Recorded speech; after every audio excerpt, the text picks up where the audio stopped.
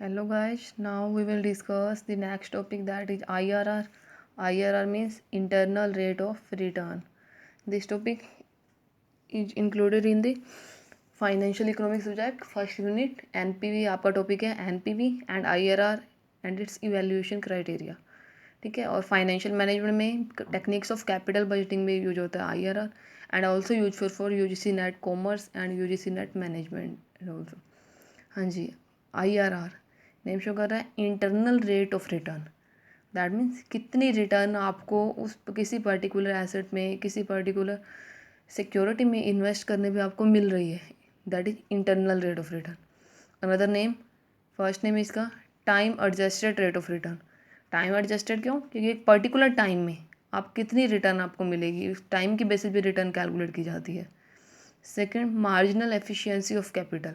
Obviously capital जितना आपने money invest की, उसे इन्वेस्ट करने के बाद उसकी एफिशिएंसी कितनी है। एफिशिएंसी मीन्स कितना आपको उससे आउटपुट मिल रहा है, कितना आपको रिटर्न मिल रहा है। मार्जिनल यहाँ पर आपको एवरेज लेनी है, एवरी ईयर की नहीं कंसिडर करनी है। जूम करो 5 ईयर्स आपने एफडी कराई, 5 ईयर्स का टाइम पीरियड था, देन आपको एवरी ईयर कितना इंटरेस्ट मिला वो कैलकुलेट करने के बाद 5 ईयर्स की आप एवरेज निकालेंगे वहाँ पर।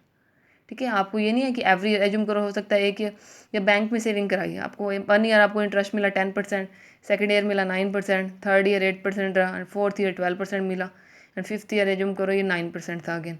तो यहाँ पर ये नहीं है, इनकी जो एवरेज होगी उस एवरेज को बोलेंगे या marginal efficiency of capital. And third one, marginal productivity of capital. Productivity again related to efficiency, कितना प्रोड्यूस किया, कितना आपको रिटर्न मिली है, दैट मीन कितना आपकी वैल्यू इंक्रीज हो रही है, आपके कैपिटल की वैल्यू में कितना एप्रिसिएशन हुआ, कैपिटल एप्रिसिएशन कितना वो यहाँ कंसिडर किया जाएगा। And fourth, yield on investment. Yield means income on investment, जो आपने इन्वेस्ट किया उससे आपको कितनी रिटर्न मिली, कितनी इनकम मिली। And last another name is rate of return, that में रिटर्न कितना परसेंट आपको मिल रही है, that is rate of return.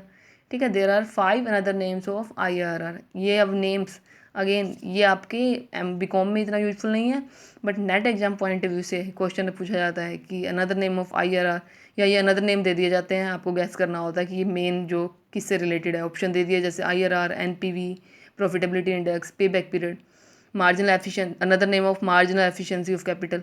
तो ये 4 ऑप्शन दे दिए, आपको गैस करना होगा कि आईआरआर है इसका आंसर। ठीक है, there are 5 names, time adjusted capital, time adjusted rate of return, marginal efficiency of capital, marginal productivity of capital, yield on investment and rate of return. Next अब IRR. First, IRR is the annualized rate from an investment. That means किसी investment से यहाँ पर average annualised rate होगी कि average कितनी आपको yearly आपको रिटर्न मिली, वो होती है IRR. Second, it equates the aggregate present value of. Aggregate निकालना है कि इसका present value of net cash inflow. अब कैश इनफ्लो यहाँ पर होंगे कैश फ्लो आफ्टर टैक्स जो आएंगे वो होंगे net cash inflow with the aggregate present value of cash outflows. That means cash जो एग्रीगेट ईयरली आपने कैश जो आउटफ्लो हुआ, कैश जितना आपने इन्वेस्ट किया उससे एग्रीगेट इनफ्लो कितना मिल रहा है आपको, दैट मीन्स रिटर्न कितनी मिल रही है, उससे बोलते हैं आप IRR. And third, discount rate at which NPV is equal to 0। That means IRR calculate करते हुए आप एनपीवी को 0 एज्यूम करते हैं। डिस्काउंट रेट मीन्स वो रेट ऑफ रिटर्न है जहाँ पर एनपीवी आपकी 0 होती है, उस रेट ऑफ रिटर्न को आप आईआरआर बोलते हैं, that is internal rate of return. Example देखो, उससे क्लियर होगा। जैसे सबको इनिशियल इन्वेस्टमेंट एज्यूम करो 10,000 है, इनिशियल इन्वेस्टमेंट 10,000 एज्यूम किया मैंने। एग्जांपल लिया कि बैंक सेविंग अकाउंट मैंने ओपन किया, देन वहाँ पर आपने इनिशियल इन्वेस्ट कर डिपॉजिट किए, डिपॉजिटेड अमाउंट, ठीक है 10,000, एंड रिटर्न अमाउंट रिसीव्ड 11,000 आपको रिसीव हुआ। टाइम पीरियड आपको सिंगल यहाँ 1 ईयर कंसिडर कर रही हूँ। ठीक है, 1 साल बाद आपने 10,000 बैंक में सेविंग अकाउंट में डिपॉजिट किए किसी अकाउंट में, आपको 11,000 रिटर्न मिली। तो यहाँ फॉर्मूला देखो, एनपीवी का क्या फॉर्मूला होता है जो ऑलरेडी कर चुके हैं। NPV is equal to future value divide by 1 plus R. मैंने यहाँ आपको बताया था future value divide by 1 plus are की पावर एन, ये लिया था। ठीक है, आर की पावर एन लिया था। N means year of continue, जो ईयर चल रहे हैं वो कंसिडर किए जाते हैं। तो यहाँ पर मैंने 1 ईयर लिया, तो यहाँ पर आ जाएगा future value of 0 year divide by 1 plus are की power 0 plus future value of 1, ये first year divide by 1 plus are की पावर 1, फर्स्ट ईयर से रिलेटेड है। ठीक है, अब नेक्स्ट देखो, मैं फ्यूचर वैल्यू 0 ईयर की, 0 ईयर मीन्स इनिशियल इन्वेस्टमेंट, यहाँ पर आ जाएगा 10,000 डिवाइड बाई 1 + R हमने कैलकुलेट करनी है, और एनपीवी को आप यहाँ 0 कंसिडर करोगे, एनपीवी इज इक्वल टू 0। हमें डिस्काउंट 0 यहाँ पर देखो, डिस्काउंट रेट कैलकुलेट करते हुए एनपीवी को आपको 0 कंसिडर करना है। ठीक है, फ्यूचर वैल्यू, अब यहाँ पर 10,000 आपकी इनिशियल इन्वेस्टमेंट थी, उसको यहाँ फ्यूचर वैल्यू कंसिडर कर लोगे, या फिर यहाँ सी भी लिख सकते हो आप। डिवाइड बाई 1 + R की पावर 0 है, R 1 + R की पावर 0, किसी भी टर्म की पावर 0 हो तो वो 1 के इक्वल होती है, प्लस यहाँ पर future value of first year की 11,000 है, एंड 1 + R की पावर 1। देखो यहाँ पर अब आप इसमें इधर देखो, ये देखो यहाँ पर एनपीवी 0 कंसिडर कर लिया क्योंकि डिस्काउंट रेट हम 0 लेके चल रहे हैं। ठीक है, और is equal to future value of 0 years, यहाँ पे आपने 10,000 इन्वेस्ट किया, 10,000 कैश आउटफ्लो हुआ है, तो यह माइनस का 10,000 हो जाएगा, डिवाइड बाय 1 + R की पावर 0 है, किसी भी टर्म की पावर 0 होती है तो वो 1 के इक्वल होता है, plus future value of first year, या फर्स्ट ईयर अमाउंट रिसीव कितना हुआ 11,000, डिवाइड बाय 1 + R की पावर 1। ठीक है, अब देखो इसमें आगे,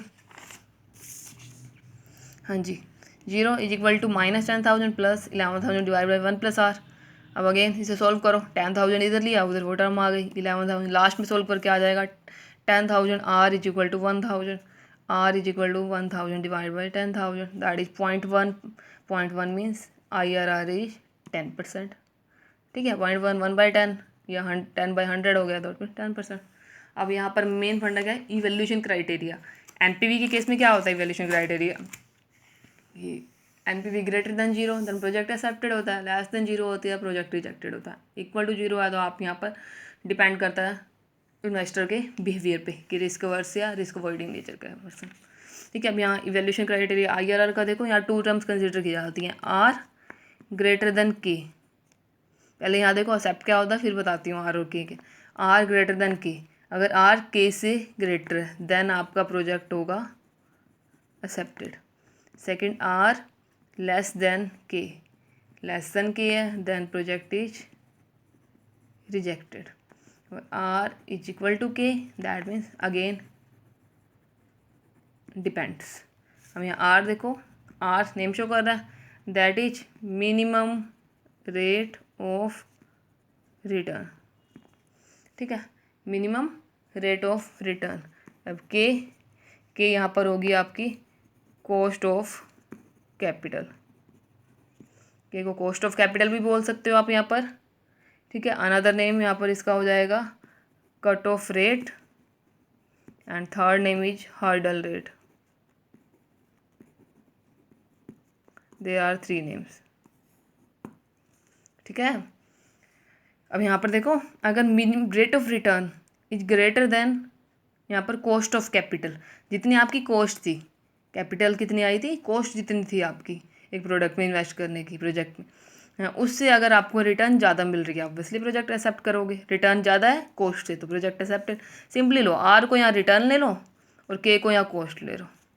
return is greater than cost, project accepted, return is less than cost, project rejected. Return cost के इक्वल है तो फ्यूचर में रिटर्न ज़्यादा भी हो सकती है कॉस्ट से, कम भी हो सकती है, तो अब ये डिपेंड करेगा किस पर डिपेंड करेगा, इन्वेस्टर पे कि वो इन्वेस्ट करेगा या नहीं करेगा। अब मेन फंडा जो नेट एग्जाम में क्वेश्चन राइज किया जाता है, एनपीवी वर्सेज IRR कौन सा बेटर है इसमें से आपका एनपीवी बेटर है।